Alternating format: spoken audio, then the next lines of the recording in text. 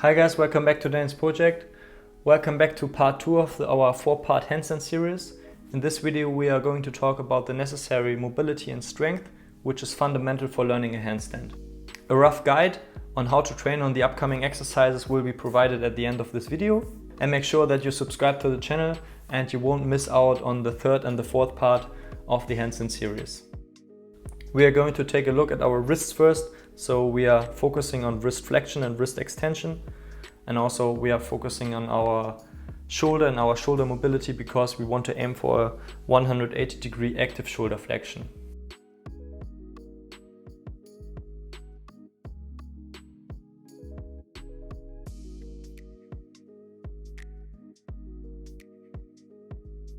I will guide you through a wrist warm-up and wrist strengthening routine you can do before you start with your handstand training. So the first one is getting into a squat, and you will do some wrist circles to get some blood flowing, and the motion should look like a lying 8. You can also do the sitting, but we want to improve on our lower body mobility as well, so please do this in a squat. And the motion should look something like this from the frontal plane.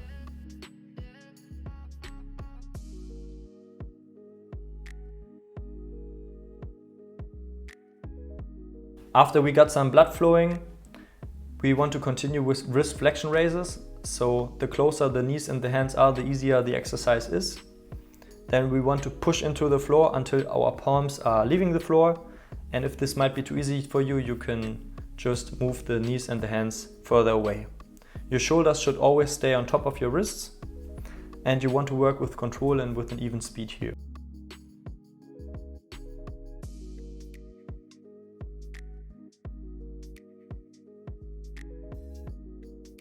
So please avoid leaning back or using any momentum. We need high quality for our warm-up because this is very important and we don't want to injure ourselves in the further process.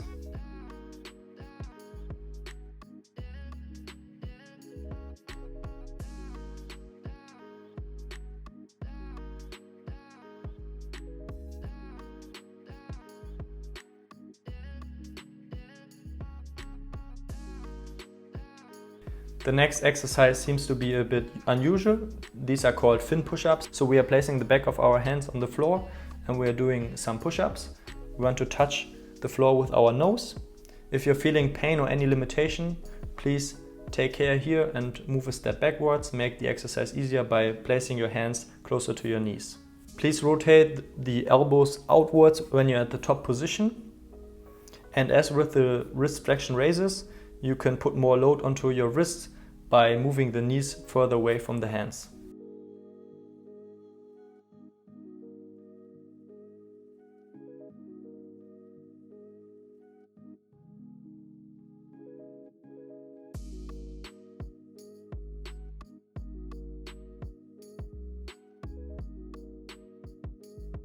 So most people don't have good overhead shoulder mobility. That's why we are going to test it first. Please test it for yourself.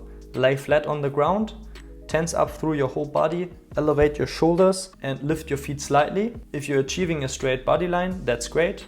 If not, that's also great because then we can work on the mobility.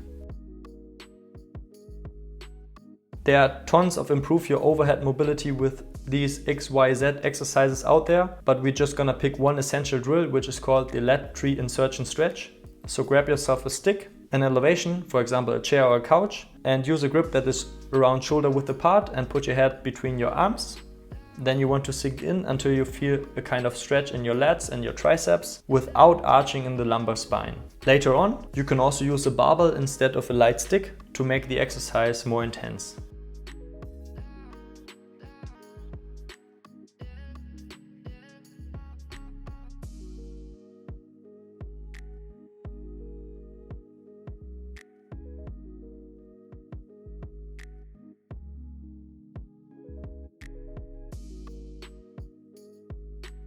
As I mentioned it in part 1, we want a straight body line and not a banana handstand.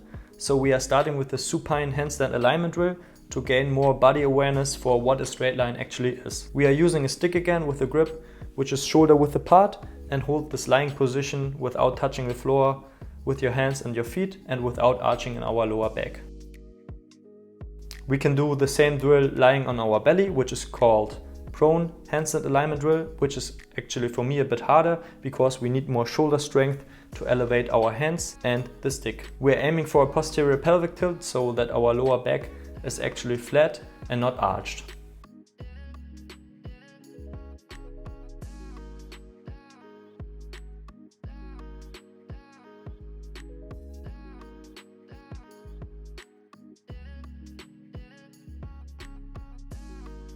So actually most people are having fear going overhead in a handstand, and we can decrease this fear by going into regressed positions overhead more often, and also we can decrease this fear by building strength. Because later on when we are trying to balance our handstand, we don't want to think about our strength and our capacity anymore, we just purely want to focus on the balancing part. There's a similar example in football.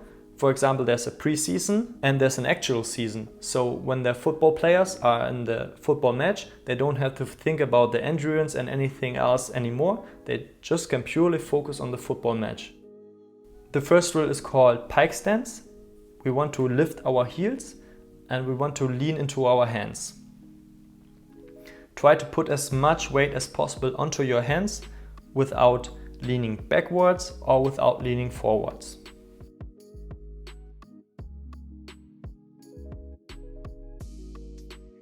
When you are actually leaning forward too much, this can be more seen as a straddle press preparation drill. When this feels easy, we can go for elevated pike stance.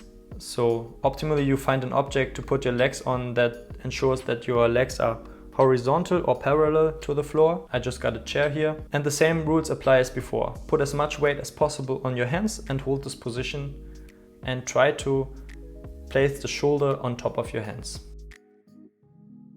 This is the first time we are using the wall now, and we will come back to the wall in the following videos. Walk up the wall until you feel that this might be enough for you in this session and hold this position. Over time, you will get more comfortable with this until your hands are nearly touching the wall and you're actually achieving a chest to wall handstand. Please be patient here, take your time, it's totally fine. You don't have to move up the wall in one session. Give yourself some weeks and a couple of training sessions.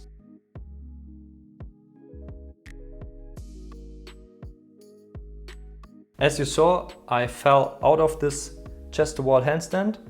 So when you're doing the wall walks, please find ways to exit the handstand in your own fashion instead of walking back down. I'm always exiting the handstand, for example, on my right side. So I'm bringing my right leg into abduction. Therefore, my center of mass shifts to the side. Then I'm releasing my hand and I'm placing it in a 45-degree angle so that my torso and my upper body has enough freedom to fall to the side without actually crashing down.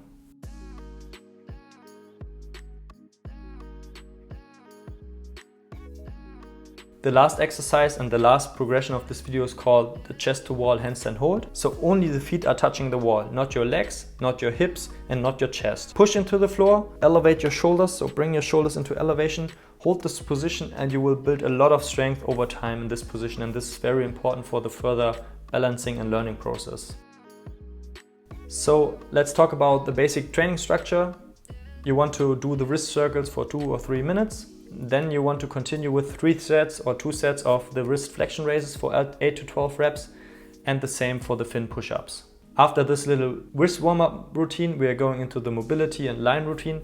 So do the lat insertion stretch for 30 to 40 to 50 seconds for 3 sets, and also the supine and prone handstand alignment drill for 30 to 45 seconds per set.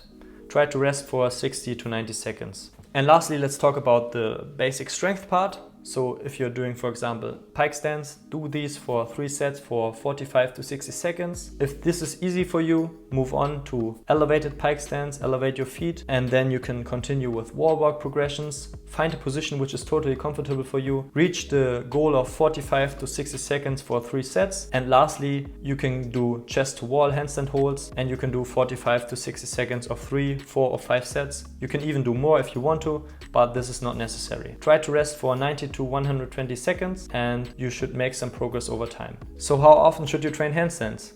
Honestly, I don't know.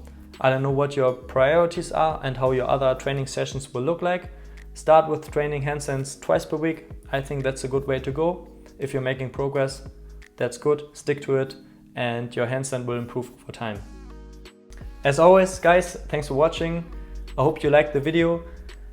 Subscribe to the channel, put your questions in the comment section down below, hit the like button, and if you want this channel to grow and you want to make me a happier person, then share this video with others, and see you for the part 3 of the handstand series, and this part will be all about finding balance. Bye bye, guys.